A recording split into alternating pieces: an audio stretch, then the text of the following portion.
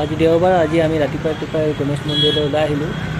আচলতে মন্দিৰত সেৱা কৰিম বুলি আহিছোঁ আৰু দ্বিতীয়তে আমাৰ আজি এবছৰ হ'ল মৰা, তো সেইকাৰণে আমি চাকি এখন দিম বুলি ওলাই আহিলোঁ। গণেশ মন্দিৰ আহিছোঁ আমি চাকি জ্বলাবলৈ আৰু মোৰ লগত আহিছে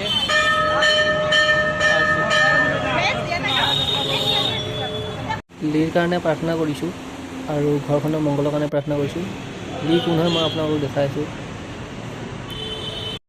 আৰু এইজনীয়ে হ'ল আমাৰ লি, যি ঢুকুৱা 1 বছৰ হ'ল। পূজা কৰা হৈ গ'ল আমাৰ ইয়াতে। তো এতিয়া আমি গণেশ মন্দিৰ চাৰিখন দেখাই দিছোঁ। লি য'তে আছে যেন ভালে কুশলে থাকক তাৰে প্ৰাৰ্থনা কৰিছোঁ আজি ভগৱানৰ ওচৰত। আৰু এনেকৈ আমি পূজা কৰি মন্দিৰৰ পৰা ওলাই আহিলোঁ। আজিলৈ ইমানেই, ধন্যবাদ।